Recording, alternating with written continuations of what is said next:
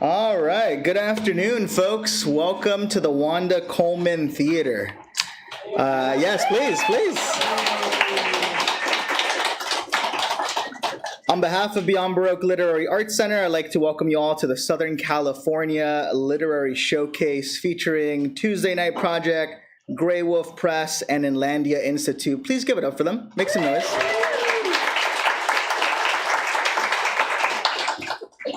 My name is Jimmy Vega. I'm the Assistant Director of Beyond Baroque. And before we get started, I'd like to start by acknowledging Beyond Baroque's presence on the traditional, ancestral, and unceded territory of the Tonga peoples.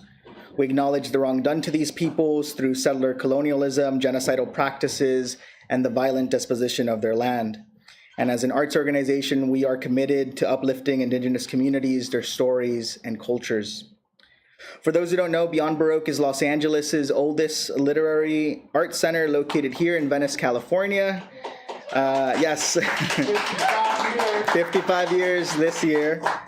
First founded in 1968 by George Drury Smith. It was an experimental literary magazine before becoming the place that you see today. We are based out of the original Venice City Hall and help support writers and help cultivate new writing through our extensive program of writing workshops, readings, and performances.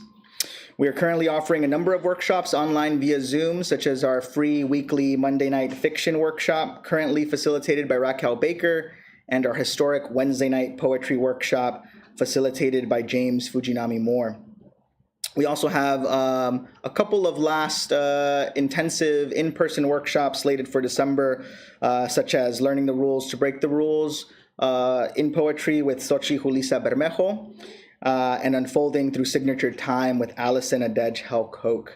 So please come back and check those out. Aside from our workshops, we offer several readings throughout the year.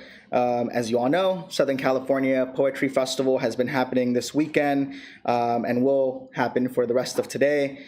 Tonight, we have a very special reading in partnership with Kaya Press. It's going to feature Tran, Muriel Leung, Sally Wen Mao, F. Douglas Brown, and Rochelle Cruz. So please do either stick around or come back for that. It's going to be really special. And we do offer memberships to Beyond Baroque.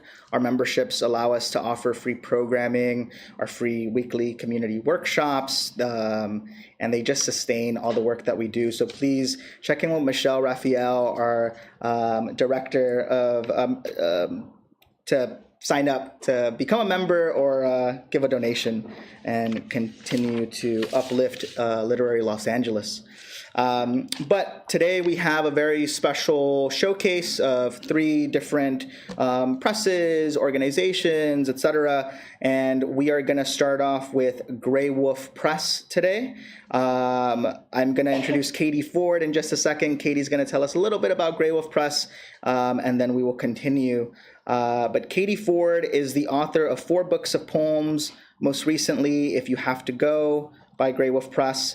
Her third, Blood Lyrics, was a finalist for the LA Times Book Prize and the Rilke Prize. Her second, Colosseum, was named among the best books of 2008 by Publishers Weekly and the Virginia Quarterly Review, and led to a Lannan Literary Fellowship and the Larry Levis Prize. Her poems have appeared in the New Yorker, Poetry, the Paris Review, among others. Please give it up for Katie Ford.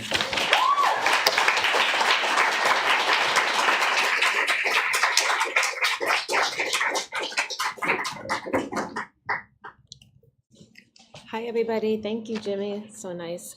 I'm really glad to be here, and going to take off my watch so I'm watching it. Graywolf Press is celebrating its 50th anniversary this year. So that's one thing I'll tell you about it. It's a nonprofit literary press with poets like Claudia Rankine, Ilya Kaminsky, Dana Gioia, who I'm reading with today. Who else do we have? D.A. Powell. I mean, there's a lot. Let's see. Now I can't think of any. Matea Harvey, Monica Yoon, who was just a finalist for the National Book Award, and who somebody I'd like to bring up today too, as I begin, is Saskia Hamilton, a poet who died this past year and was 56 years old. And I thought some words of hers from a book of hers called All Souls, which was just released, could start us off. I think she has, in a couple of sentences, created a really beautiful way of thinking about poetry and what it does and how it endures. Saskia was a poet who often spent time working on the continuation of other poets' works. She was an editor of Lowell's letters, worked on editing what's the word? I'm sorry. I actually should say, because I'm going to read a book about a poem about my injury. I have a brain injury I'm recovering from, so sometimes I can't find words, which, you know, a little bit minor detail, but so sometimes I can't think of the right vocabulary word. Let me just go to Saskia, who has perfect words in her poem Exits and Entrances to the Auditorium. Basho, at the end of his life, noted the restlessness, the insuppressibility of thought. As for dream, it wanders the withered fields. And what does fear mask? Give it room. Ask it a question. And then she says, strength of feeling now vanished, but the memory of it is of a kinship of some kind. Strength of feeling now vanished, but the memory of it is a kinship of some kind. And I thought strength of feeling, insuppressibility of thought brings us to poems and to poets like Saskia Hamilton. I hope you'll buy her book before you'll buy any of mine. And I'm going to start with a poem called From the Nursery. It's from my book Blood Lyrics, and I wrote it after bringing my daughter home from the hospital. She was very premature and was in an incubator 4 months, and incubators have been on my mind as they have been for many of us. This is From the Nursery. After a while, I stopped asking whether my child would survive, although everything I asked in its stead could be heard as this question. Her body, not ready for the bare earth, and like a nude soul, suffered each thing with an intuition impossibly more acute than what her body could carry out in practice. I must have seemed at times almost unconcerned by what the clinicians said. Each small, survivable diagnosis touched me only as the sleeve of a passing stranger. When I looked up from her hospital crib to see the wider world, could I help it if I saw a war? I can sense you're poised to accuse me now of that sentimental watershed we call new motherhood. Because my child was threatened, I too quickly conclude from my single-mindedness that no one should be threatened, that we shouldn't kill those asleep in their bedclothes, somewhere we haven't heard of, somewhere foreign, a desert, an infant, a mother, many cousins. I concede it was an emotional time.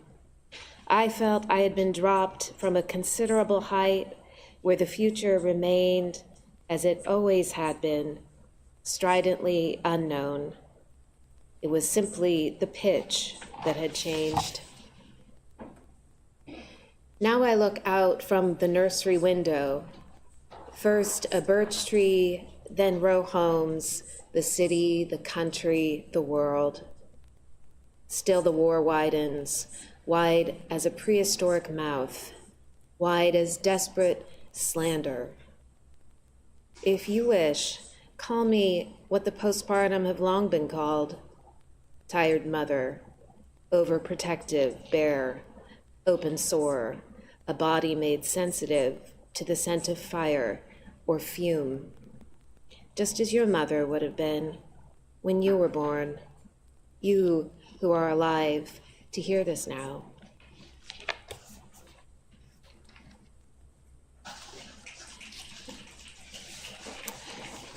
The soul, it disappeared. It reappeared as chimney smoke burning through carcasses of swallows stilled. And that it portrayed no will was why I followed that smoke with this pair of eyes. It was that it didn't need or require my belief, that I leant upon it as a tired worker upon a gate. As I mentioned a moment ago, I'm recovering from a brain injury, but I might have some lasting issues, and that's all right. But I've been writing little poems about the isolation of injury, injuries that don't actually convalesce, though you think you might be in convalescence and you hope so. So here's a little poem called Injury Room. Through my little window I see one day the entire bird, the next just a leeward wing, the next only a painful call, which, without the body, makes beautiful attachments by even attaching at all.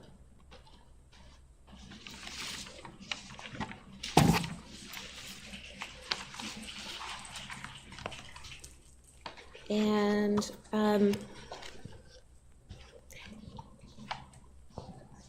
that was a new poem. I'm going back in time to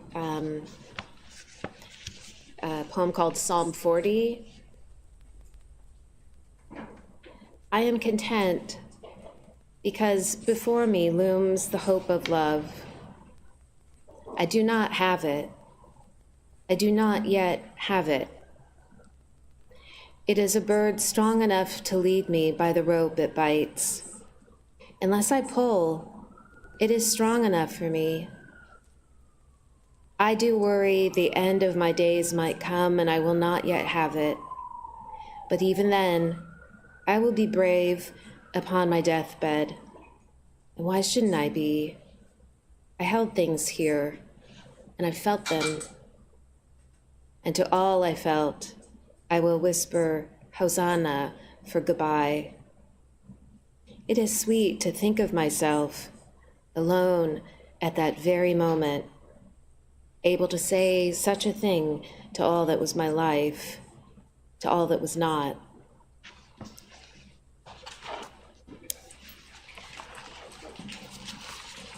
Then I'm going to end on this poem. It's a poem I wrote for the poet J. Hopler, another really beautiful human and poet who died in his early 50s about a year and a half ago. So I'll end on this with my thanks for your attention and for being here for poetry.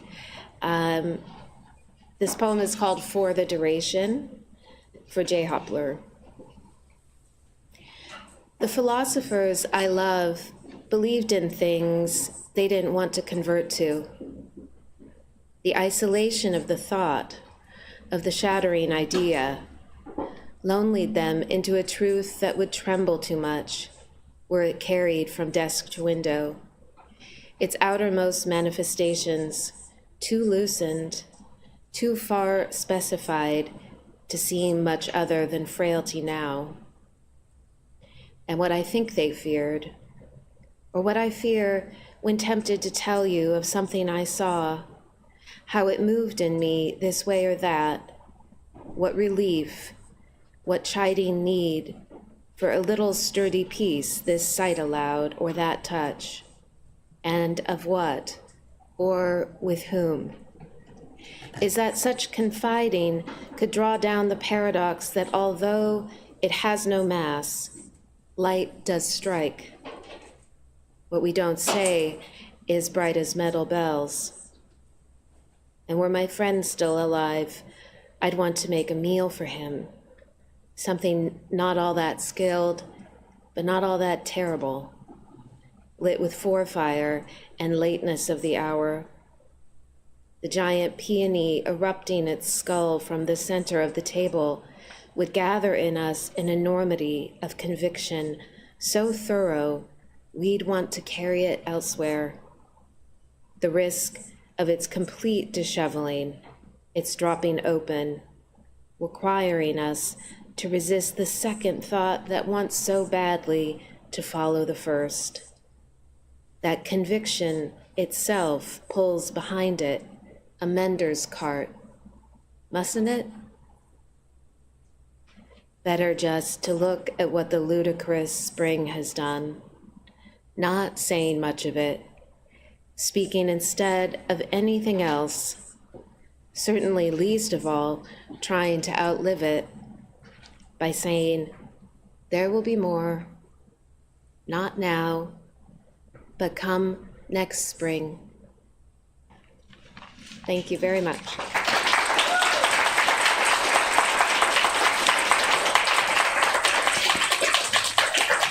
Thank you. Dark for someone with brain injury. Thank you, Katie. All right, up next for Graywolf Press, we have Dana Gioia, who has published 5 full-length collections of verse, most recently, Meet Me at the Lighthouse. His third collection, Interrogations at Noon, was awarded the American Book Award. Gioia is best known as a central figure in the revival of rhyme, meter, and narrative in contemporary poetry, and a former California Poet Laureate. Please make some noise for Dana Gioia.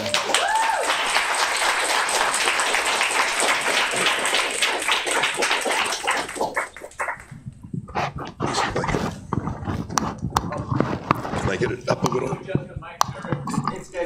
Okay. I have a touch of laryngitis, and I don't want to have to shout. Good afternoon. I can't see any of you, but I assume that you haven't fled the room quite yet. I thought I'd read 4 or 5 poems about Los Angeles. The first one takes place in a place you may know, the Lighthouse down in Hermosa Beach. You know, it's one of the great surviving jazz clubs in California.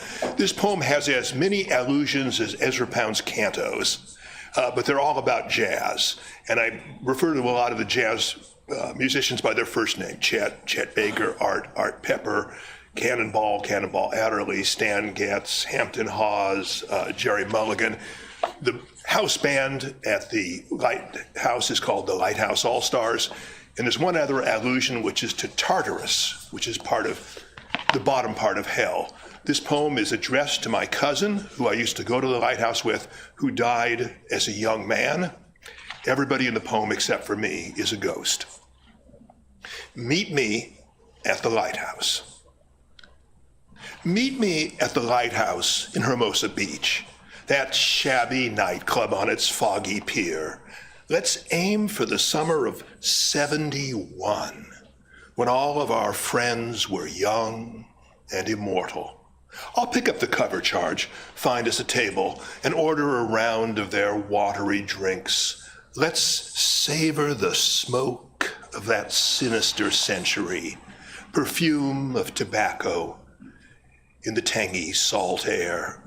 The club will be quiet, only ghosts at the bar, so you, old friend, won't feel out of place. You need a night out from that dim subdivision. Tell Dr. Death you'll be home before dawn.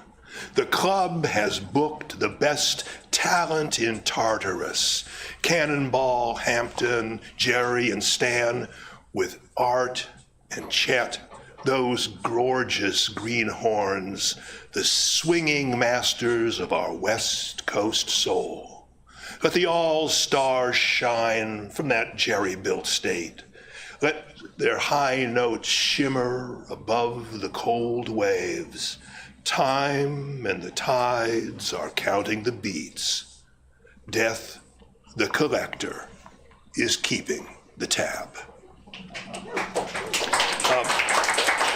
A lot of the work I've done in recent years has been in collaboration with musicians, especially a jazz pianist named Helen Sung.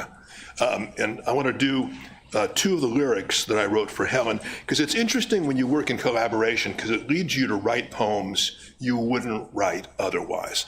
The first one's called Pity the Beautiful, very LA poem. Pity the beautiful, the dolls and the dishes, the babes with big daddies granting their wishes. Pity the pretty boys, the hunks and Apollos, the golden lads whom success always follows, the hotties, the knockouts, the 10s out of 10, the drop dead gorgeous, the great leading men. Pity the faded, the bloated, the blousy, the paunchy Adonis whose luck's gone lousy. Pity the gods, no longer divine.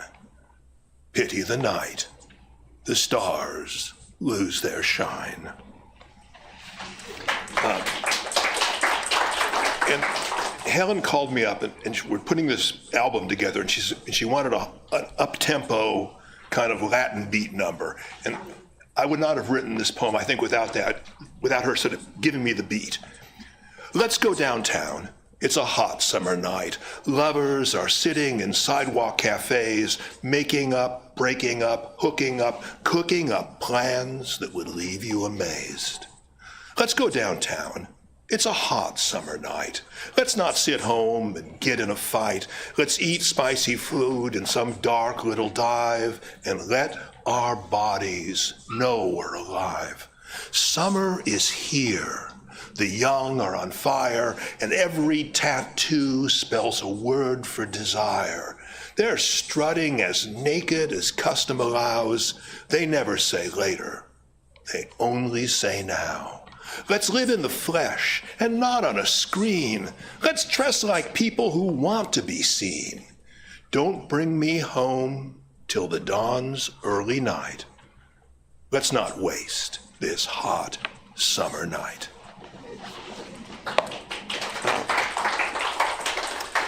For years, I'm from LA, I'm from Hawthorne, and I'm glad to hear a cheer for Hawthorne. But I've lived a lot of my life outside of California, and I'm always defending California, and I'm especially defending in LA, which is just one of the great places in the world. But I never could kind of put it into a poem until I actually found myself living in the Hollywood Hills, the other side of the town, and I realized my problem with writing about LA was I was seeing it from the wrong angle. I was seeing it from the bottom rather than the top. And so just imagine it's night, you're in the Hollywood Hills, you don't have to move, you can just stand underneath the Hollywood sign and look, listen, and at the very end of the poem, smell. Psalm of the Heights. There's a lot of language of astrology in this poem, so you'll recognize it. You don't fall in love with Los Angeles until you've seen it from a distance after dark. Up in the heights of the Hollywood Hills, you can mute the sounds and find perspective. The pulsing anger of the traffic dissipates, and our swank, unmanageable metropolis dissolves with all its signage and its sewage until only the radiance remains. That's when the city of angels appears, silent and weightless as a dancer's dream. The boulevards unfold in brilliant lines. The freeways flow like shining rivers. The moving lights stretch into vast and secret shapes, invisible at street level. At the horizon, the city rises into sky, our demi-galaxy, brighter than the zodiac. Surely our destinies are written in this zodiac, whose courses and conjunctions govern us. Look down and name our starry constellations. Wilshire, Olympic, Santa Monica. In speeding comets or sleek thunderbirds, we climbed the 12 houses of the heavens, ascending Crenshaw, Sunset, or Imperial, locked in our worlds of lust or laughter. Who will cast the charts of our radiant sorrow, or trace the secret transits of our joy? The traffic shimmers from its fixed trajectories, dense and indifferent as nebulae. Though you resist this gaudy spectacle, you can't escape the city's sortilege. Move away if you wish to the white Sierras, or huddle in the smoky canyons of Manhattan. You'll miss the juvenescent rapture of LA, where ecstasy cohabits with despair, lascivious and fitful as a pair of lovers. Let someone else play grown-up. Here, the heart sings like a car radio, and no one asks your age, because we're all immortal. Inhale the spices of the midnight air, drifting from Thai Town and Little Armenia. Here on the hilltop, the city whispers to you, come down and play in the traffic. Merge into the moving lights, our myriad, the luminous multitudes that surround you. Join our fiery orbit. Shine with us tonight. Where else can you become a star? Okay. And I'm going to end with another psalm to LA. I guess the thing you need to know about this is that, my father was Sicilian, my mother was Mexican. I'm from, poor people from hot places.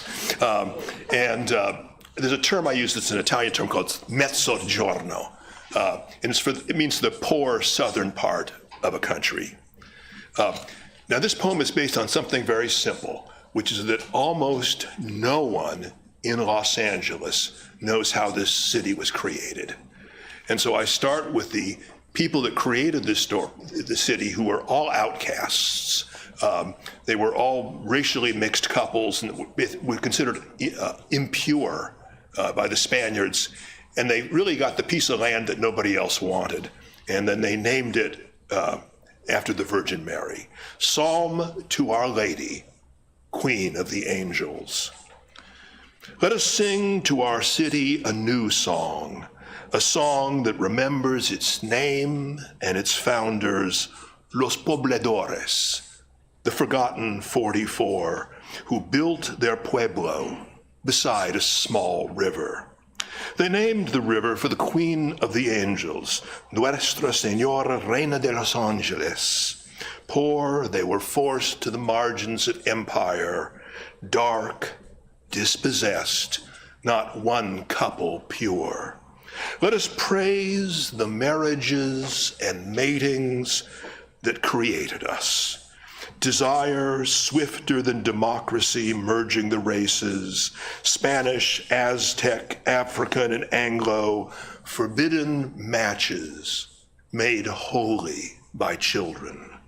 I praise myself, a mutt of mestizo and mezzogiorno, the seed of exiles and violent men, disfigured by the burdens they shouldered to survive, broken or bent, their boast was their suffering. I praise my ancestors, the unkillable poor, the few who escaped disease and despair, the restless, the hungry, the stubborn, the scarred. Let us praise the dignity of their destitution. Let us praise their mother, Nuestra Senora, the lost guardian who watches us still from murals and medals, statues, tattoos. She has not abandoned her divided pueblo. She has been homeless with a hungry child, a refugee fleeing a brutal warlord, a mother, she held her murdered son. Her crown is jeweled with 7 sorrows. Pray for the city that lost its name. Pray for the people too humble for progress. Pray for the flesh that pays for the prophet. Pray for the angels kept from their queen. Pray in the hour of our death each day, in the southern sun of the desecrated city.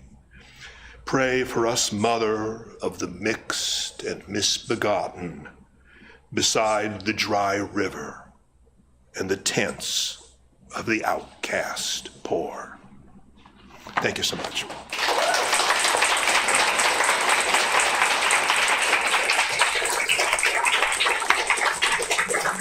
Thank you, Dana. And let's give it up for Katie and Dana one more time. Graywolf Press in the house.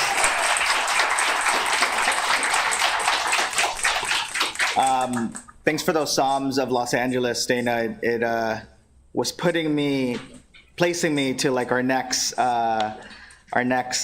guest here to help us introduce Tuesday Night Project because of her poem from Los Angeles. Yeah, it was all in synchronicity for me, so thank you for that. But yes, up next to say a little bit about the Tuesday Night Project and to introduce the featured readers for the Tuesday Night Project, our great friend, the talented, the spectacular Tracy Kato Kitayama.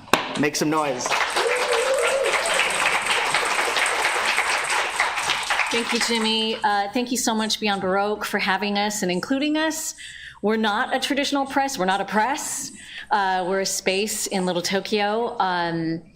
Before I say a little about Little Tokyo, I do want to just give a special thanks to Yvonne and Quentin and Shonda. There were concerns and boycotts and information and education coming to us from trusted folks in the community, identifying certain large institutions that have been doing a lot of censoring, right, around different kinds of Palestinian writers and editors.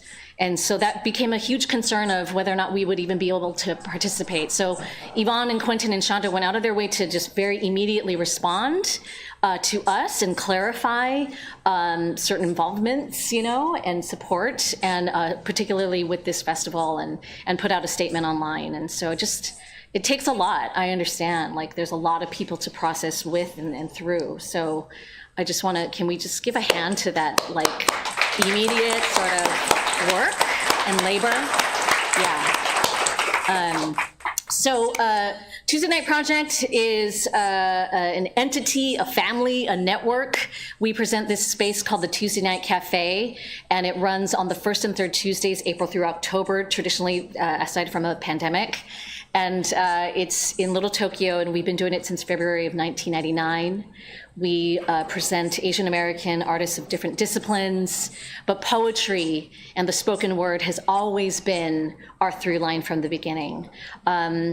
We just finished our 25th year, so we're a baby to be on Baroque, but we are the longest running Asian American free public art series in the country. So when we were asked to present with 3 poets, I was so excited when these 3 said yes. They represent different time periods of our space, and our first poet to go is Naiya Choi Kim, and they are our youngest volunteer staff and newest to the TMP family. At the age of, can I say your age? age of 16, and a regular featured performer. We're blown away by Naiya's words when they came into our space a few years ago, at the tender age of I don't know what. Yeah, I don't know. It astounds us. Like your words, your thought, your heart, your courage always to confront what is right in front of you and around us in the world, and to just go for it. So can't wait to hear your words. Next after that is going to be Taz Ahmed. Taz is a great friend of mine, and I mean, a list that goes on forever in terms of credits as a political, an advocate, an activist, a community organizer, a podcast producer and host, a poet, an artist. They had an amazing show at LA Art Corps, their first solo show of amazing painting. So just a Renaissance person, and so excited to have Taz here. Another person with an infinite amount of credits in the community organizing world, the labor world, and the art and spoken word world. Faith Santillo is going to go last. Faith has been with us since the beginning. Not to, you know, they were 5. They were 5 years old when they started with us. So, you know, we're in for a treat. So please, can we just give a hand to Naiya, Taz, and Faith, and we'll start with Naiya. Yeah.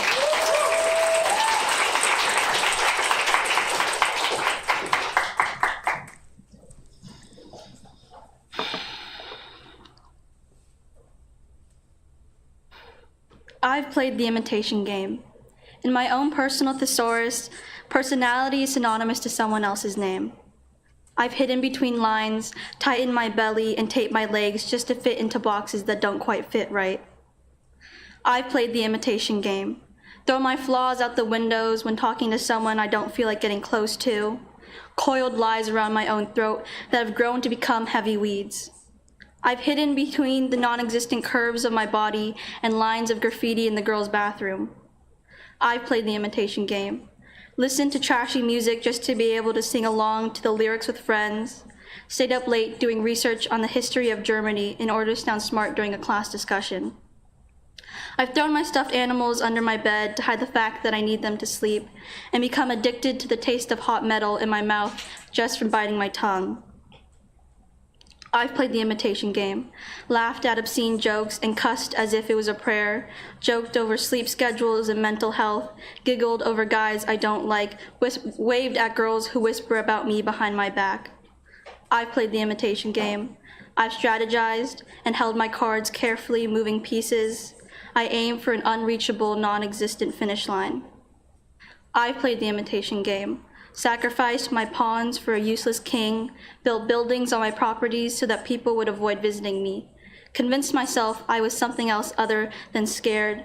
I blended in with my school filled with fish and regretted most of my choices. I've tried to throw my flaws out the window, but I'm running out of tape and someone keeps creating boxes to check. My first strategy is failing, so maybe it's time to move on to plan B and just dye my hair blonde.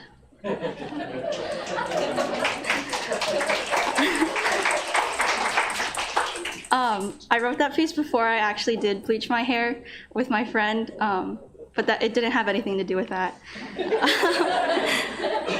So before I go on, I want to do a few thank yous. First to Tracy and to Tuesday Night Cafe for holding a space for me where I get to talk with other artists and just have fun there. Then, of course, to Beyond Baroque for having me and giving me the opportunity to read to all of you.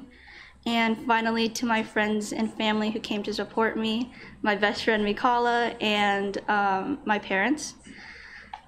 This next piece is something I wrote for my appa, my dad, and I wrote it after reading this piece called Mother of My Diaspora. My appa taught me how to play the Korean drums and eat short ribs with vinegar. He would hold up the cleaned off bones that I always thought resembled a whistle and say, "This is how you eat karbi," example. I distinctly remember his gardens. He would spend hours out in the sun, bent over his handmade garden beds. He would soil them and create small mounds for various flora to grow. He'd take me to the plant store and look for seasonal vegetables while I admired the flowers. I used to go out into the backyard and pick lemons from our lemon tree as he tended to the garden. Every so often, he would look up, wipe the sweat from his brow with the back of his wrist, and ask me to adjust his glasses. I'd jump down from our tree and slide his glasses back into place. With every change in season, he would create a new garden. Every time I asked him if we could plant flowers, and every time he'd tell me next season. He wanted to name me Maya so he could sing a song about me.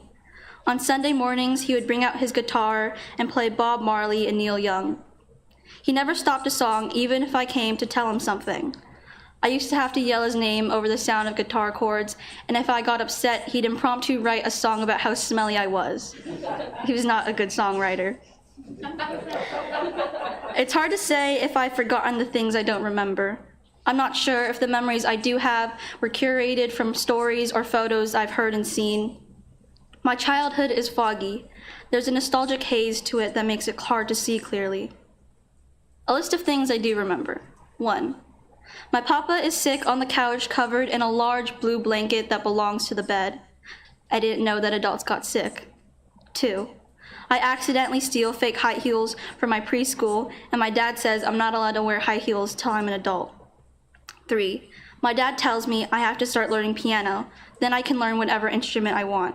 I play piano for the next 10 years. 4. My dad hits me in the face with a softball and makes me bleed. 5. My papa and I drive up to Monterey to spend the weekend together in a fancy hotel. He buys me a large red teddy gummy bear that I don't finish eating. I run down the pier while small waves lap at the stone wall and the sun slowly disappears behind the horizon. My dad lifts me up and carries me on his shoulders. I sometimes feel better knowing that family is permanent. In a way, it means my dad will never leave me. When I was little, he used to sleep in my bed in case I woke up with the night terrors that would routinely haunt me. If I woke up plagued in nightmares, he would carry me to the bathroom, turn on the shower, and sing me a Korean lullaby that translated to, "Sleep, sleep, Naiya, sleep." He would rock me back and forth until I was swayed back to sleep. He tells me I slept like a roly-poly, curled between his arms and sighed in a little ball. When I turned 5, he decided he no longer needed to sleep with me. The first morning I woke up with my empty bed, I assumed he was hiding under the sheets. When I realized he wasn't, I cried and waddled over to their bedroom. Pulling me into his arms, he said, "See, you can sleep on your own just fine." I was too stubborn to admit that I didn't like sleeping by myself. So instead, I tucked my knees into my arms and curled myself into a little ball while he rhythmically patted my back.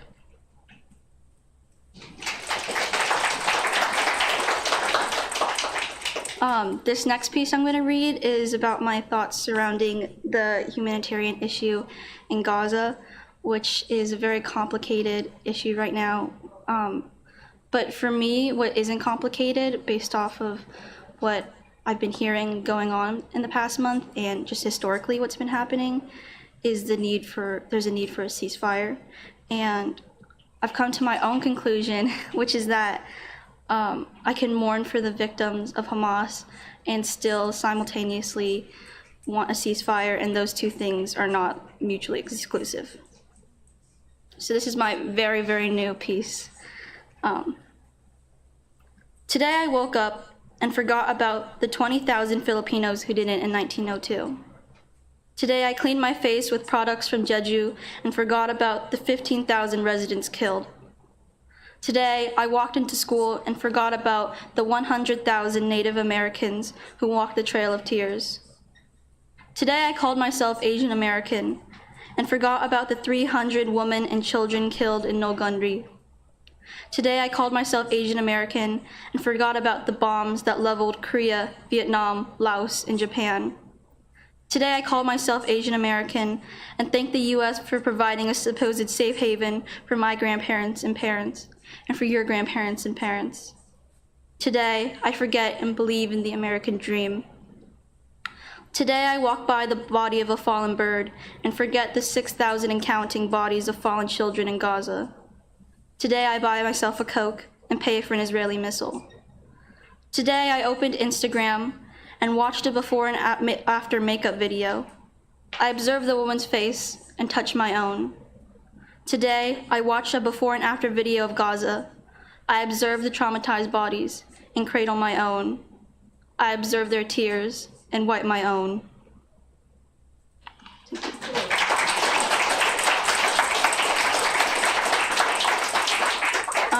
I hope I have time for like one more piece. I just wanted to end on a lighter note. And this one is about, I just wanted to write something that was different from what the media tells, which is stories about depressed teenagers who are cyber addicted. And so I wanted to write this one about what makes me happy in high school. So it's called We Bounce Off Each Other. Friday nights with my friends are a catalyst for impatient knee shaking and not so subtle head turns to check the classroom clock. Friday nights are long and far walks or short bus rides. We bounce off each other, like heated up particles repelling off of walls, throwing our hands in all directions. We jump and scatter as if a fire has been lit beneath our feet. We rush upstairs to desolate rooftop parking lots, and swim in the sky, grabbing lonely stars and fulfilling wishes. We roam the streets of LA, Pasadena, Alhambra, echoing off each other's words and laughter, disruptive yet isolated within our own jokes and taunts and embarrassing anecdotes. We steal park swings and push each other high into the air. We don't know gravity. We don't remember anything from science class. We steal park swings. We are unreachable as we reach for each other's arms and set our heads on one another's shoulders, linked by our refusal to let go and reunite with the tragedies of being a teenager. We play with the dinosaurs in the kids section of the library, inventing cheat codes and fake powers to defeat each other. We are 16, and yet deny the reality of draining classrooms and daunting assignments. Soon we will leave each other, slowly detaching and roaming in different directions. But on Friday nights, we bounce off each other.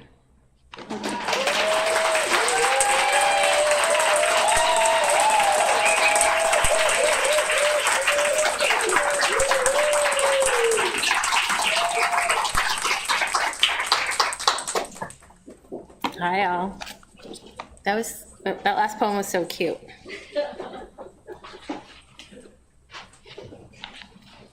Made me think about being a teenager again. I'm Taz. Thank you so much for having me. I'm excited to be here. I'm going to read a bunch of old poems. So I don't know. I wasn't going to read this one, but I felt called into reading it. So I'm going to read it. This is from my first chapbook. I'm dashing at ellipses. Can you hear me okay? Yeah. Okay. Mom's belonging. I have lost my origin story. She is buried 6 feet under America's soil, wrapped in white. No nation state can define her now, and I no longer remember for whom, what, why I was fighting for. I had asked her once, how do you say vote in Bangla? My mother's tongue paused, and she replied, vote. Thickly, adding H's after consonants and rounding vowels long, as Bengalis were known to do. So that I double-taked, almost believing her words were authentically Bangla, before realizing I had been tricked, and I guess so had she. How would she have known? Democracy had always chased her, escaped her. The Bangla word for voting as foreign to her as it was for me. 1947, partition drove my Nana out from Kolkata in the newly formed India into Dhaka of the newly formed East Pakistan. 1956, in the midst of the Bengali language movement, where language rebels of East Pakistan fought against the Urdu-dominant oppressors, my mother was born. Her birth certificate and eyewitness testimony of her coming to life. 1971, as a teen, she escaped Lahore, Pakistan, with the clothes on her back on the first flight back to Dhaka, eventually trading in her Pakistani passport for one from the newly minted nation of Bangladesh. 1978, her Bangladeshi passport was stamped with an American spouse visa for the husband she hardly knew, and carrying me in her belly, an anchor baby along for the ride. November 21st, 1986, I waved an American flag as she recited the Pledge of Allegiance at the ceremony, my mother holding in her hand her certificate of naturalization, a citizen of a nation state she had finally become. 1988, I went with her to the polls as she voted for the first time, possibly ever. 1998, she took the 18-year-old version of me, her first eligible offspring, to the polls to vote for the first time ever. 2011, her death certificate. Under the race category listed, Asian Muslim, which, given her history, seemed appropriately misappropriated somehow. Her transnational identity was uncategorizable. I keep her stacks of documents safe still, as if they still mean something. Passports from 3 countries, birth, immigration, naturalization, and death certificates. In these papers are her roots of uprooted civic belonging. To vote means to have ownership of a home. But does she know the legacy she swore into? The battles that were fought here too? 1923's Bhagat Singh Thind Supreme Court case, 1946's Luce Seller case, 1964 Civil Rights Act, 1965 Immigration Act, 1965's Voting Rights Act, and of course the 2001 Patriot Act, the one that undid them all, the one that made her perpetually a second-class citizen. Where does one even belong? When moving borders hold the power to define, and citizenship evades transnational, transhistorical identities. In this second-class reality, where is your ability to be? I have lost my origin story, and it is her that I am fighting for.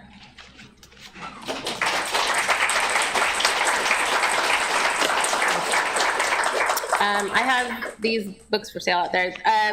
It's called The Day the Moon Split in Two. In Islam, there's this saying, a hadith from the prophet or one of his followers that says that when the world's coming to an end, and you look up at the moon, there's going to be a split down the moon.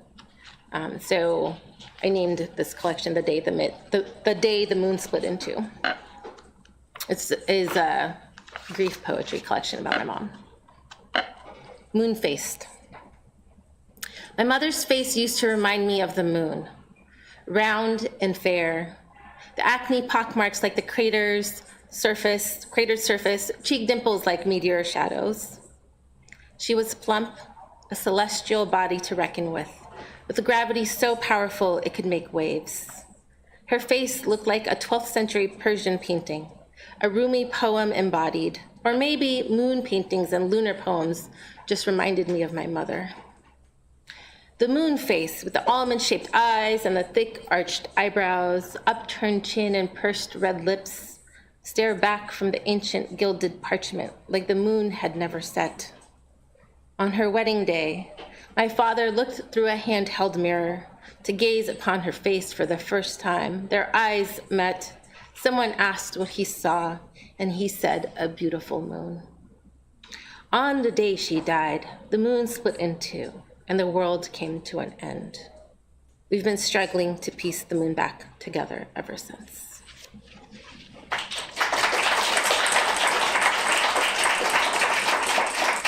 I'm gonna switch to my phone.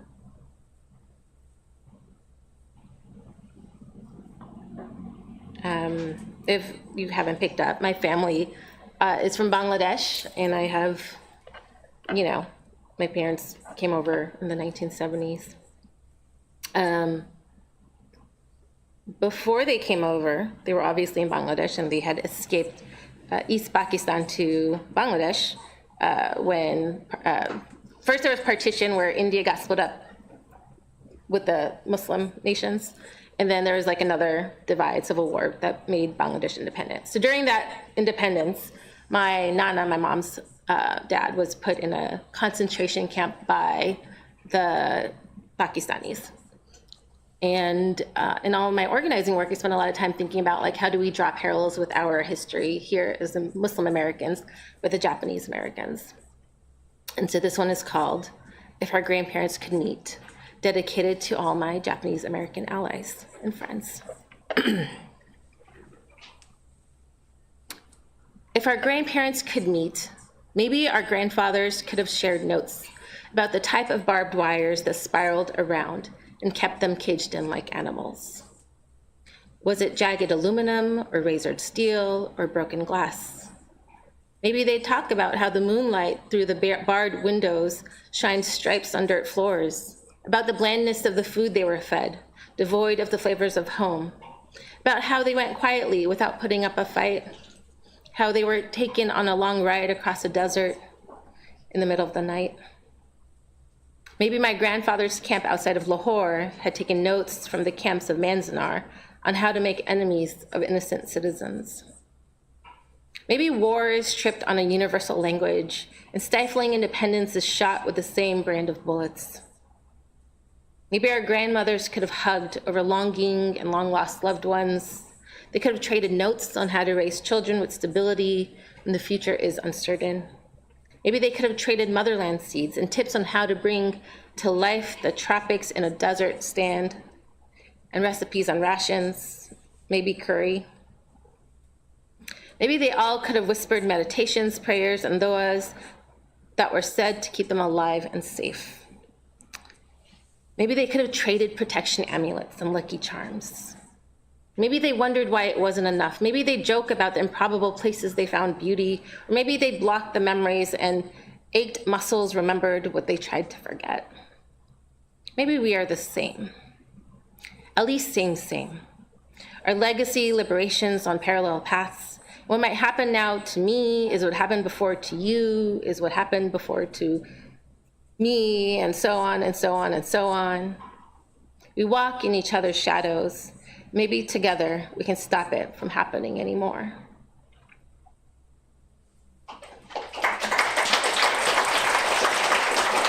I have one more if I have time. I also have a poem that, I have a poem that I just wrote.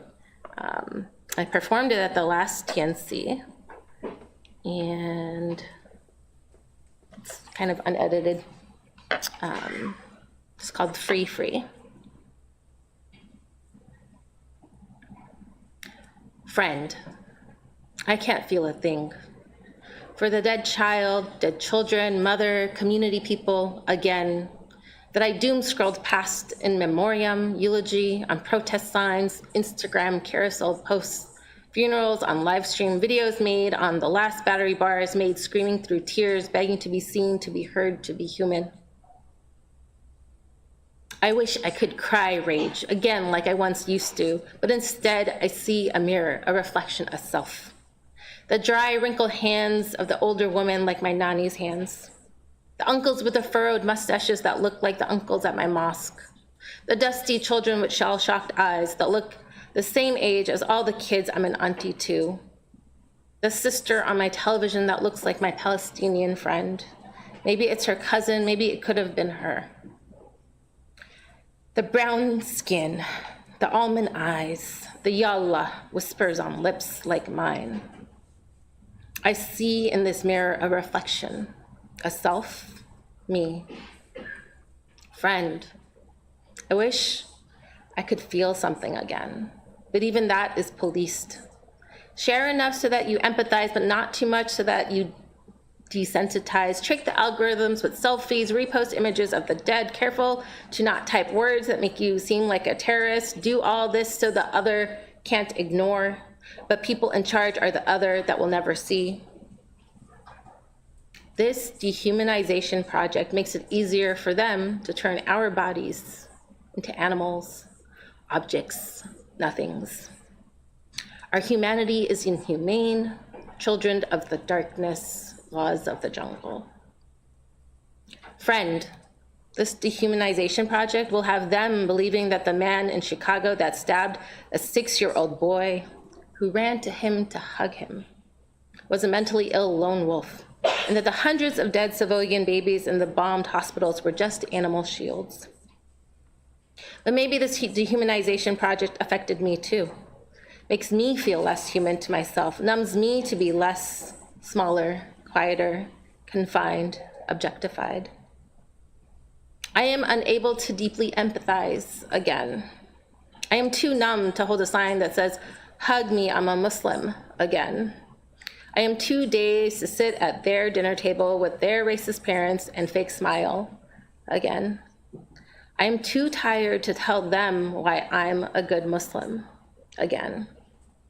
I can no longer beg them to see me as human again. Friend, I want to stop looking. Friend, help me keep this vigil again and again. Friend, help me remind me of my humanity. Cry with me. Show me that I am still human, that our hearts beat alike. Hold my hand and never let it go. Pull me out of this despair. Friend, love me again, again, and again. Thank you.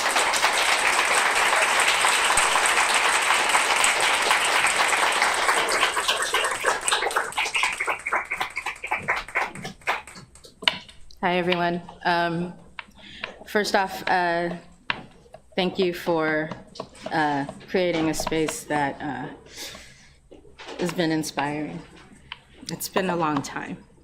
Thank you to Naiya, to Tracy, to Taz. So I'm gonna recite like some more sad shit. I'm honored to represent Tuesday Night Cafe and a young man by the name of Arnold Moreno, who I was his youth organizer when he was in high school, and then we became good friends. We lost him way too soon. He was a budding poet and would read periodically at Tuesday Night Cafe. And so this poem is about how he died, but really this poem is about healthcare. It's called A Letter. Dear Arnold, it's been a while since you passed away, and I can barely get myself to writing up until today, and even now I can barely command what I mean. Words have no meaning for the way I've been feeling. My mind has gone blank like my ceiling. Maybe it's 'cause I have a new seedling I'm trying to cultivate. Maybe I'm just tripping 'cause all my bills are later. Maybe I'm just lazy and I need to motivate, but lately I've been too tired to keep my eyes open to watch life play itself out, or in some cases end. Arnold, I keep thinking I'ma see you around the bend like I used to. You seeing me before I see you like you used to. Catching me slipping, me singing in my car like how you used to. By far, I thought you'd be the last person I'd be writing this for. Yet another victim of the system's repertoire. Yet another child birthed and killed by the city of La Reina. EMTs and coroners sliding down green corridors whispering, let's keep this on the beta. Due to the volume of crooked cases, let's falsify the data. County's hand in it makes for a good primetime expose, and Rampart's involvement makes it sound like yesterday's bad joke. So believable, it's unbelievable, like a bad joke. So inconceivable how I wish this were somebody's bad joke. How do I still live life believing it's always better late than never, when now it's proven to be too late? When revolution has become too simple an answer, when court proceedings still can't compensate.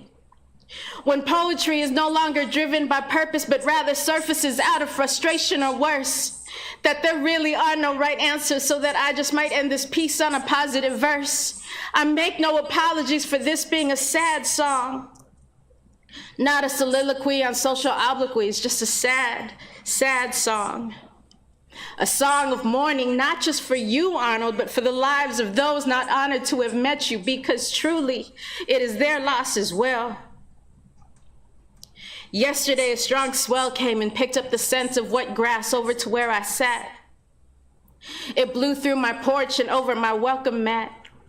It caught my daughter's attention and elicited a tiny, "What's that?"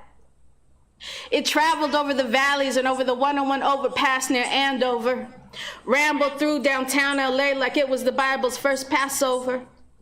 It sideswiped civics, through the Bible's first Passover. It slipstreamed civics and sideswiped semis, paid a visit to the kids playing on Burlington before it got dark. It violently shook, the palms bending over Echo Park, and for a moment I imagined it was you. Turning to my daughter, I acknowledged her inquiry, picked up some dry earth from a nearby nursery and threw it into the wind. And as we watched it carry away its veil of sand, I replied, that Macaria was once a great young man. So, Arnold, I wrote this piece in memory of you. I memorized this piece in honor of you. I recite this piece in awe of you. Thank you.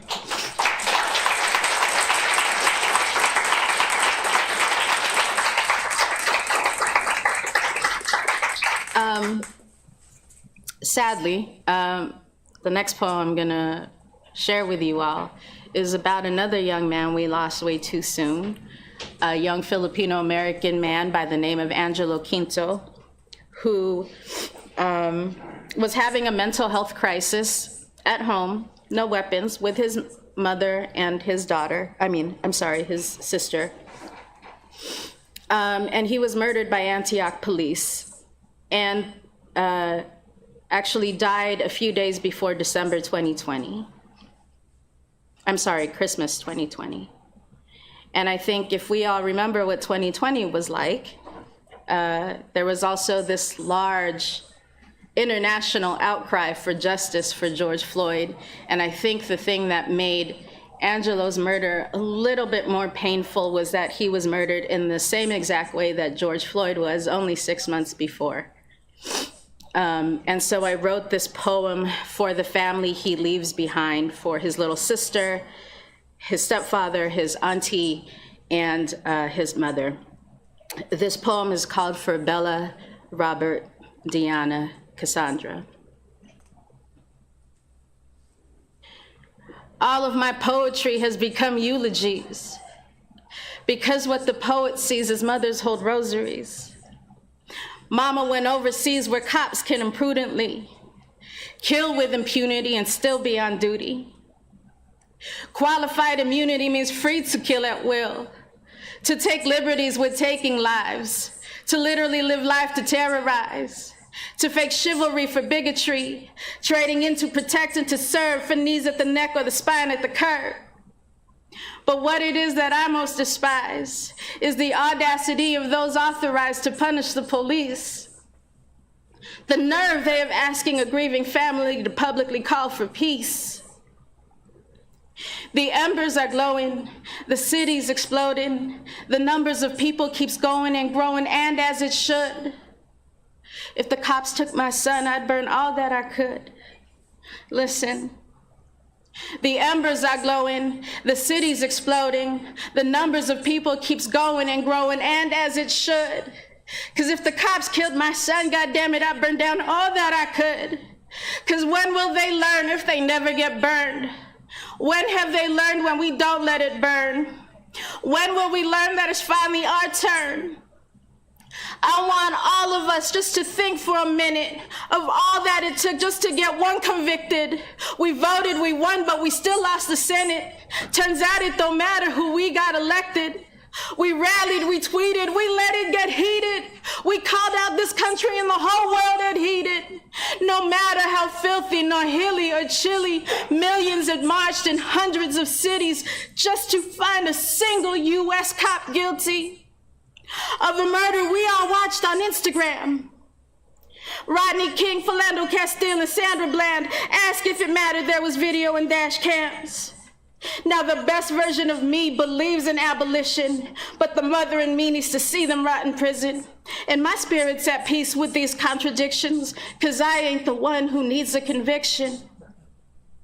For Bella and Robert, Diana, Cassandra, for Dante and Oscar, Ayana, Brianna, we're growing our roster and we're getting stronger. No more tax dollars for very much longer. For Bella and Robert, Diana, Cassandra, for Dante and Oscar, Ayana, Brianna, we're growing our roster and we're getting stronger. No more tax dollars for very much longer. Thank you.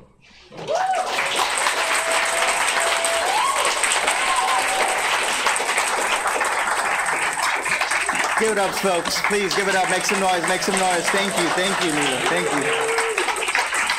Faith, Taz, Tuesday Night Project in the house. Thank you so much. Thank you. And thank you for speaking truth to power. We're with you. We're here. Thank you.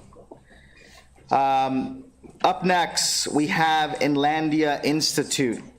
To help us say a little bit more about lnlandia Institute and to read also as part of our showcase is Katie Porter. Katie Porter's most recent poetry collection is Small Mammals, published by Graywolf Press in 2023. The recipient of a 2023 Individual Arts Fellowship at the established level from California Arts Council. She is founder and editor of the long-running Pomelian, a journal of poetry, and is executive director of lnlandia Institute, a literary nonprofit and publisher. Please welcome Katie Porter.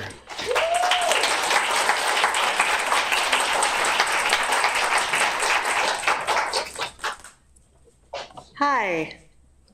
Can you all hear me? Yes. I can't see you, so.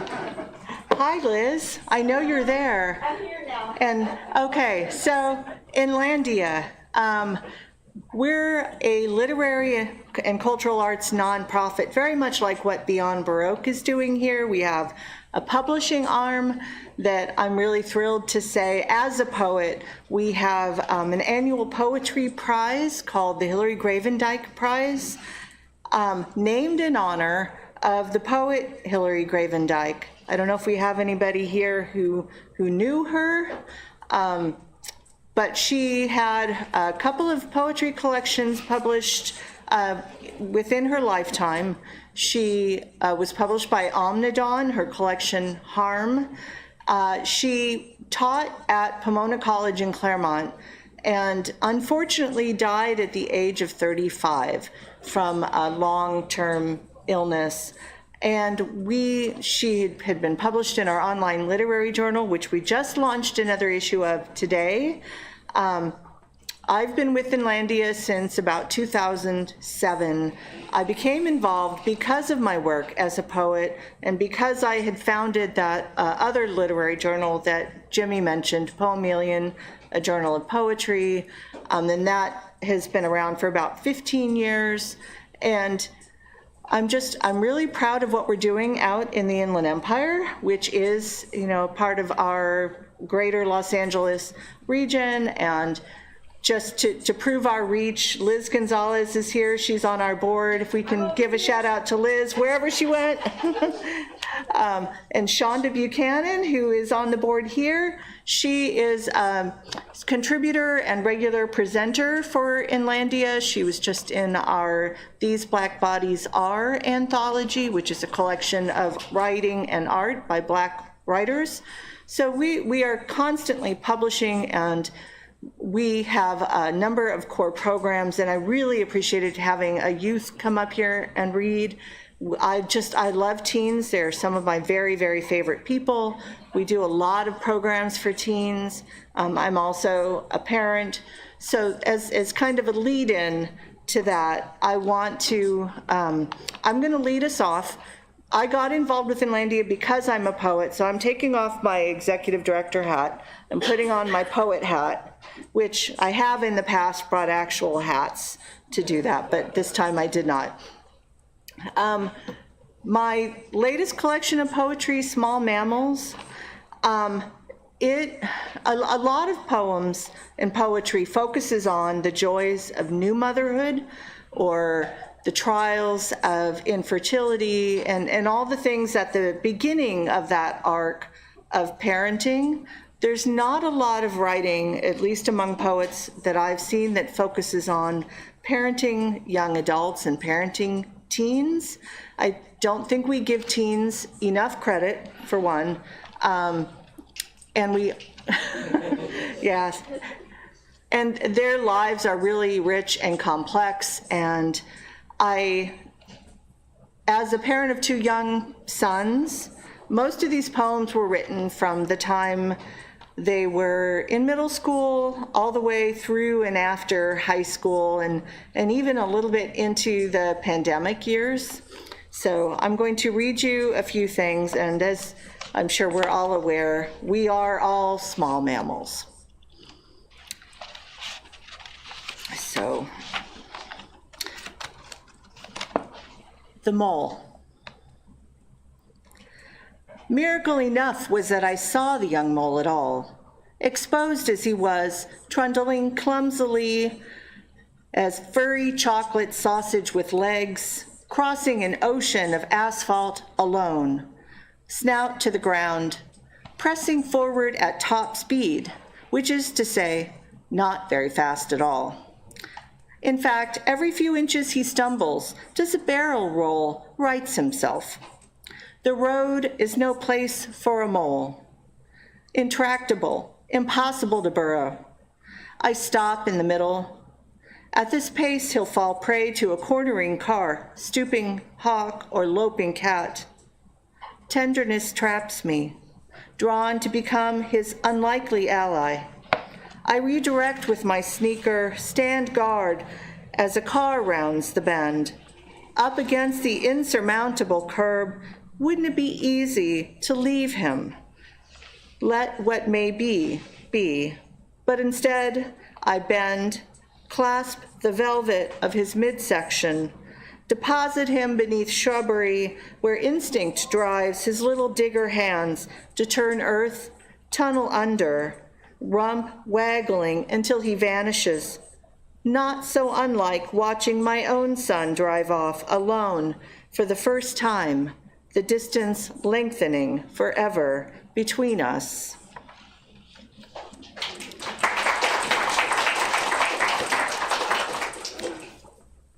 In the checkout line at Rite Aid, Walter the clerk asks, "How are you doing?" And I say, "Peachy." And he says, "You don't look fuzzy." And I say, "I feel fuzzy," which explains all the Theraflu and Dayquil in my basket. "Ah, so you have the uncommon cold." And I say, "Yes, indeed I do." "I did too," he says. "How long did it take you to shake it?"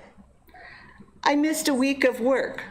And I think, he's been here since forever. Since my oldest was a toddler, since the photo department mattered, since we used real film and those paper envelopes and the drop box and pushing the double stroller to Blockbuster afterwards and picking out our weekend DVDs, The Matrix now a classic, and Walter even then was bald. And now both of us have put on a few, and I wonder about the girlfriend he once mentioned, how her kid that was not his kid is doing. Wonder about the play structure he spoke of building. And did he ever have kids of his own? Or is that girlfriend too in the past?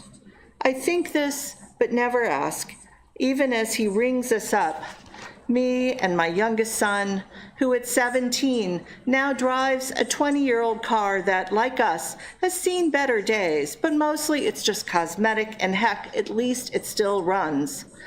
A line has piled up behind us when Walter finally says, "See you later." And I say, "Yeah, see you around."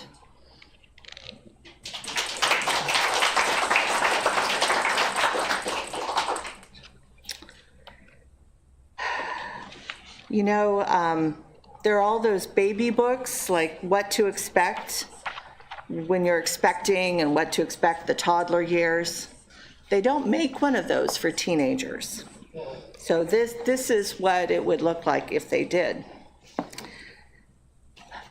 What to Expect the Teenage Years.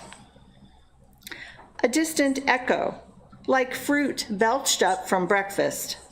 I remember how it felt to house your body in my body, how it knobbed up to meet the palm of my hand, how every gas bubble, even before you could, was a kick.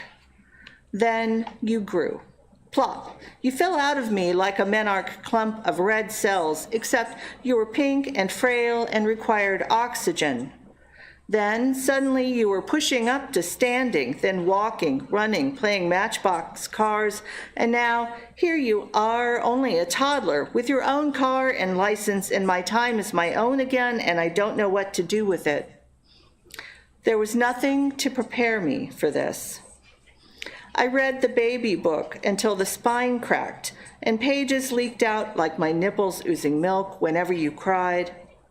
I read What to Expect When, each stage a fresh new hell, except once you hit puberty, there were no guidebooks to tell me how to teach you to drive, how not to wind up in the ER after a drinking binge, or how to make you love poetry or me. That book doesn't exist, but I imagine if it did, it might begin with a chapter or two on mourning who you'll never be and accepting that. Forget college. Forget the golf scholarships. Never mind that homework. I forgive you for giving up on me, not giving up on you. Instead, I give you the freedom to fail and my unwavering love as I watch you clamor at the guardrails, pulling yourself back up, and then off again, while I sit here barely daring to sip my glass of wine, phone beside me, volume high, waiting.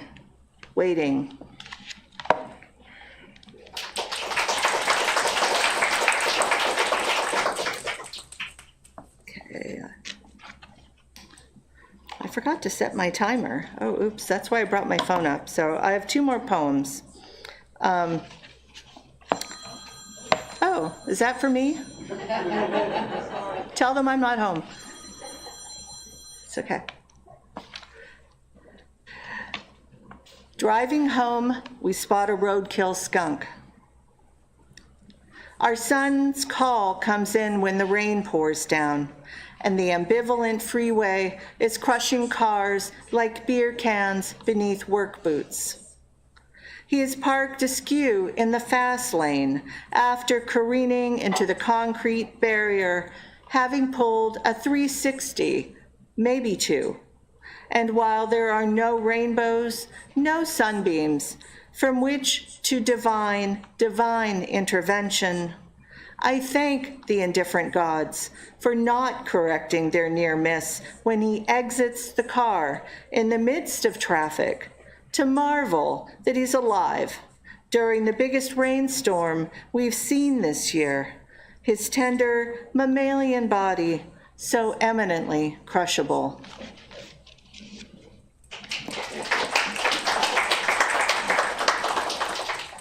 All right, so one more.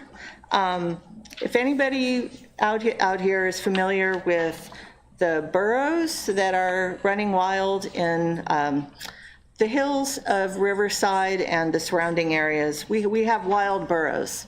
And one of our favorite pastimes is to go find them and stare at them. Not everybody likes them, but so this is wild burros.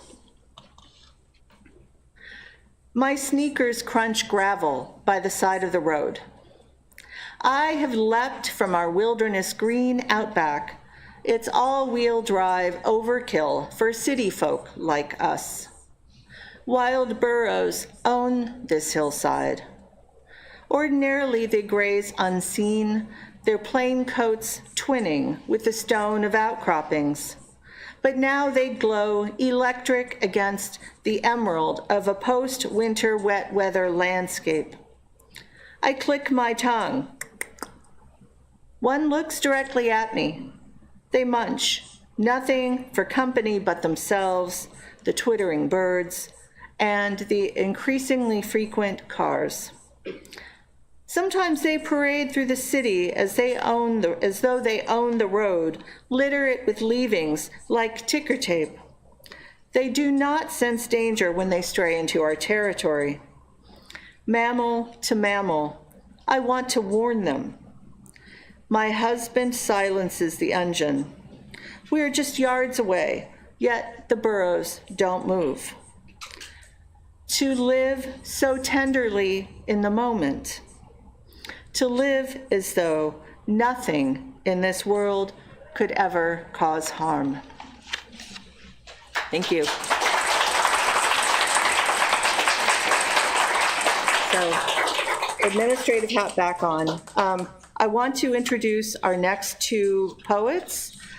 They are both winners of the Hilary Gravendike Prize, our most recent published poets. Every year we give out two prizes. One is national. It is open to anyone, anywhere in the Americas. And then the other is open just to folks who live in this region. So I also want to say later today you have another of our winners reading, Rachel Cruz. She won the 2017, maybe it's 2016, Hilary Gravendike Prize, and her book also won an American Book Award. So stick around tonight to hear her. And also, if you see these postcards around out there and you want to know more about us, pick one up. I left some out there because that's my job. Okay. So we have with us today Alexandra Martinez and Angelica Maria Barraza Tran. So Alexandra will read first, and then she will be followed by Angelica, and I'll go ahead and read both of their bios now so as not to interrupt the flow. Alexandra Martinez has been a nanny, dog walker, music writer, delivery person, sandwich artist, and baker, among other things. Did you bring any baked goods today? No? I'm sorry. Okay. She most recently works for the San Bernardino County Library. She is a college dropout of Northern Arizona University and Queens College. Her essays, poetry, music reviews, and interviews have been published in various online and print outlets. She lives in the Inland Empire. So welcome, Alexandra. And I'm going to go ahead and let me introduce Angelica Maria also. She is a writer, avid wanderer, and daily companion to a trove of tame and wild animals. After breakfast, but before raspberry leaf tea, she can be found teaching literature or chipping away. Actually, you're done with your PhD. This is old. So I'm going to let her tell you more about herself. But she is the author of Dreams the Water Gave Me, and she also is the author of How to Know You're Dreaming When You're Dreaming, Lesson 1. And Alexandra is the author of Our Lady of Perpetual Desert. So welcome, Alexandra, followed by Angelica Maria.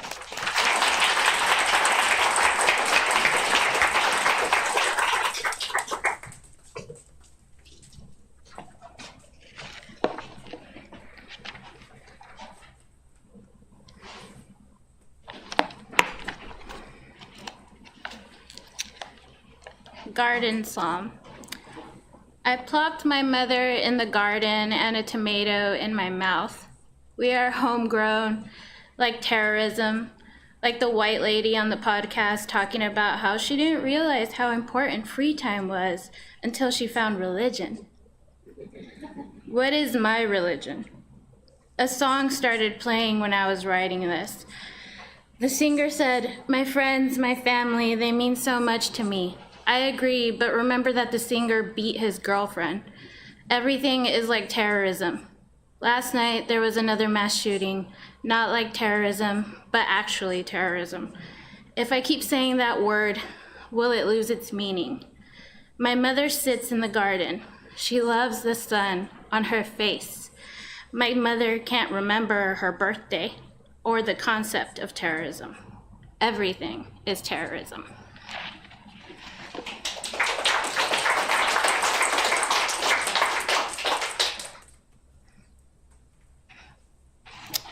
Detention. In a Mexican rainforest, there's a surreal castle built by an eccentric Englishman. There, I stared at a tiger in a cage and felt nothing. Then came across a small garter snake and broke out into hives. In Sedona, I came across a tarantula, but thought nothing. And then I met you, and I could smell the wet clay of that day. There's a story my mother tells me whenever I meet a new man. It's not a story about her. I know she's many different women, but I never know which one I'm talking to. She tells me of her cousin, the she-wolf, La Loba, she says. When she first came to America, in Arizona, we had some relatives who took her in. She says in the back room was La Loba, or her cousin Alma, who was cursed by a man whose advances she rejected. Alma was a teller at a bank, and every week the man arrived with gifts. It didn't matter that she had already said no once, twice, 3 times. So Alma reluctantly would walk home with a teddy bear, flowers, chocolates in a heart-shaped box. It was the chocolates that did her in. She bit the sweet and became unhinged. Her nails and hair grew long and wild. She'd run up and down her bedroom walls, scraping her nails, the noise keeping her parents awake. They put bars on her bedroom window to keep her from escaping and brought a priest to wash away her sins. She just howled like a dog kept in a crate for too long. When my mother first saw her, she tried to speak to her. Alma only grunted and curled up in the light of her window. When Alma escaped, the family searched for weeks until they surrendered her to the desert. I imagine her free from the man, walking barefoot in red clay, past a detention center where a child has lived out 3 years of life, passing time by learning English, sitting in her mother's lap, pointing at things in picture books she's yet to touch. A teddy bear, flowers, chocolates in a heart-shaped box.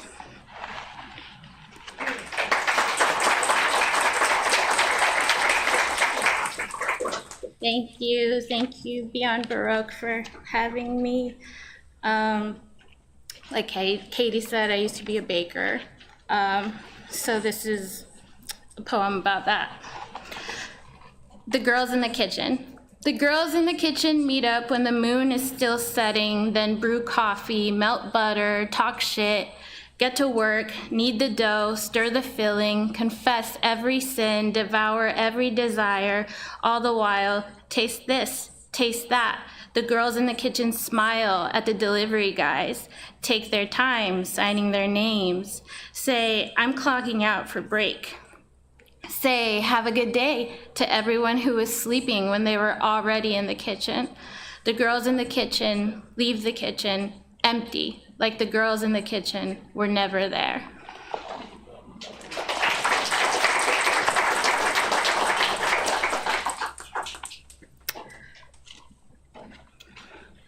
Citrus is my only home.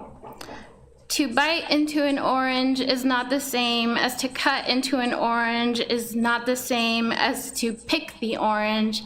Ask my father, he knows the difference. He buys a 5-pound bag from the same man by the overpass once a week, sometimes twice. My sister and I beg him to stop. We have too many oranges in the house, and some of them are starting to mold and smell, sickly sweet decay. But no, today oranges, tomorrow cherries. His uncles had to eat wet dog food while working the fields. They put it on the stove and wrapped it up in a tortilla. Can you believe that shit, he says? Laugh to keep from crying. That's why he buys all these oranges, to feed us rotten fruit instead of dog food. One summer, all my mom would eat were pepitas she'd buy in 5-pound bags from the señoras at the swamp meet. My sister and I rolled our eyes at the stench. Sweet, rotting orange, salty seeds, all sweat and tears. Now we squeeze oranges over our heads, let their yolks drip down, and take turns baptizing each other in the sea.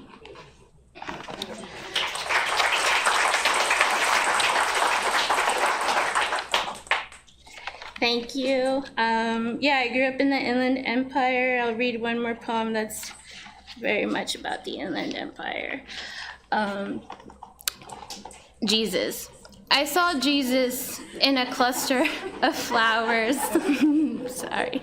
I saw Jesus in a cluster of flowers. I smelled him in the wettest of earth, the driest of clay. I saw him as the wall that was the barrier between the homeless encampment and the shooting range. What a kingdom, what an empire where this exists. Thank you.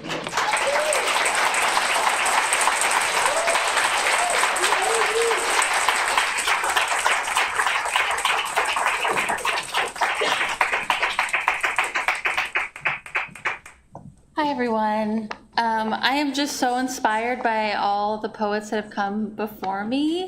What a really amazing program for today. Thank you, Katie, for inviting me.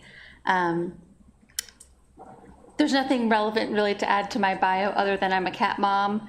And I'll be reading from my current project, which is an epistolary project. I kind of just started writing letters and then they got away from me. As they do.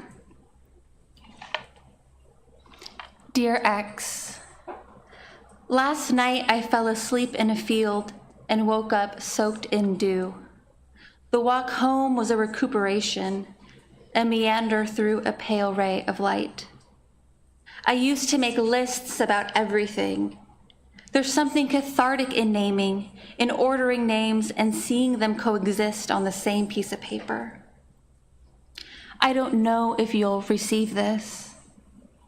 I'm writing for me too, for the words that hover between us, constantly shifting, but never taking shape. I'm writing because I'm between faces and I couldn't stand for you to see me. X, I'm always learning, but what I need is to unlearn. You told me this time and again as if renaming myself was easy. It's not the same for you as it is for me, my dearest half-orphan. I shared a bed until I was 12 and then a room until I was 21. My sister, my mother, they extend from my body like misshapen shadows, like gorged, beloved limbs. For so much of my life, I couldn't distinguish what was me and what wasn't. Dear X, I remember the first time I saw you. It was at the gas station on Nogales in the high heat of summer. Our moms, parked on opposite sides of a pump, struck up a vague conversation, the kind you have with people you don't really know, but have shared a small town with since birth. Melting into the passenger seat, I looked over and found you on the other side of a fly massacre windshield. Your arms folded across your chest as you sang along to Smells Like Teen Spirit, singing like you didn't care who was around to listen.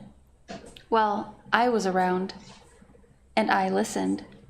And when my mom finally stopped talking to your mom, when she started the car and pulled onto the road, it wasn't until we got home that we realized she'd forgotten to pump the gas and we'd only made it back on fumes.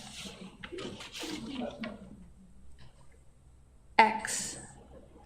My family blames Tia Ruby, who encouraged child me to play outside and pat the back legs of horses to show them I'm not afraid. They blame her and at the same time never speak the words to describe what I am, what her purported influence made of me. But they're wrong. Ruby never said anything about who should populate my dreams. She never talked to me about girls or women or ghosts. I wish she had, and maybe she still could from the grave with dirt clinging to her parched tongue. Dear X, I laid down in nostalgia's bed. You were there, but not in body. The lavender smell of your hair mixed with cooking smoke from the kitchen you worked in, whispered across the sheets. It coaxed sounds from me that strung together into wild music. I've started making a list of all the things I haven't done. Do you know that I've never left the Southwest? I've never tried sushi or asked my mother for my father's name. Even though I'm a painter, I only paint things that exist, that I can see in front of me. These little still lives I've curated throughout the years of hawk feathers, wasp nests, and other accumulations, meticulously positioned atop a silk-draped box. I've never painted wonder or finished a tube of cerulean. I've never cried on the side of a highway, a rite of passage you've claimed, or disturbed the dark hair on my upper lip with wax or tweezers. I've never painted my nails or kissed a man with fervor. Since the blood started and my hips sprouted something terrible, I gave up wearing shorts. The past 10 years, my legs have never felt the heat of unmediated sun. Even though I want to, a howling, unadulterated need, I never scratch mosquito bites. I've never dyed my hair or ridden on a Ferris wheel. I've never fought for ardor. And much to my abuela's unending horror, I've never been dipped in a body of holy water. This may be why, when talking to myself, no one seems to hear me. X. You hated your name, Sochi. You said it sounded like an abrasion, or a joke, or the name of a school in Mexico City run by expatriate hippies who think Montezuma died a hero. Whereas I built a home in your name. I laid down, reveled, spoke it aloud to myself in unlikely places. But only X you insisted everyone call you, and my mom heard from your mom that you've since nixed it all together. She said you renamed yourself something easy, something already dead. So forgive me for misnaming you. I don't know what you go by now. X is just a placeholder, two arbitrary intersecting lines. X. After that day at the gas station, I sought you out in all the usual places, but you were not at the coffee shop / bakery / check cashing facility, the discount movie theater that headlines feature films months after their official non-discounted release, the carniceria, the hardware store, the liquor store, Rafa's Tacos, or the video rental spot owned by the Tran family. You were not at the creek or the picnic tables beside the bus depot or loitering in either of the parking lots. There are only so many places to be in our town, and you were absent in all of them. I considered asking someone about you, like my sister, who knows everybody and who everyone knows. But I didn't have your name yet, and I wasn't ready to reveal myself as a dedicated observer of the details of your face. Final letter. Dear X, how could we have walked differently through an orchard so crowded out with fruit? The stains were never meant to not touch us. In the middle of the night, I awoke covered in dreams. I started a list of all the things I keep putting off to forget. Our shared obsession with that Joan Osborne song, One of Us, where God isn't a middle-aged man in a tunic lounging in the clouds, but a slob and a stranger. Kitchen dancing, Alejandro Pizarnik, all poems, Clarice Lispector, Agua Viva, and The Passion According to GH.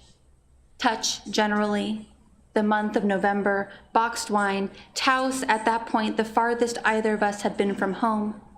The wind and how it chapped your lips. Touch, specifically, how we reached and rolled. Our midnight planning, diffused by your neighbor's year-round Christmas lights, on what could only be described as a treehouse. This magical suspended nest we hope to one day build from dried woven grasses. And from the numerous windows we'd peer out at the night and invent constellations from the atmospheric dust that shined beyond the canopy leaves. And no fathers would be allowed. or men for that matter, unless they pledged absolute celibacy, committed to showering at least once a day, and washed their own clothes, and swore to never explain anything unless explicitly prompted. Selena, Mariah Carey, Gloria Estefan, or any of our weekend soundtracks. Our astrological charts and what they foretold. Tarsilla's modernist paintings of women with enormous sensuous bodies and mismatched shrunken heads. Raspberry leaf tea, Chavela Vargas and her infamous swanky suits. Chamomile, bath salts, cocoa butter. Thank you.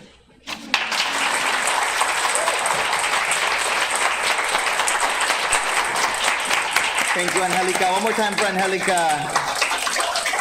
Alexandra, Katie, thank you so much. And Landia is definitely in the house. That's it, folks, for this showcase. Again, let's hear it for Graywolf Press, Tuesday Night Project, lnlandia Institute. One more round of applause for all of them.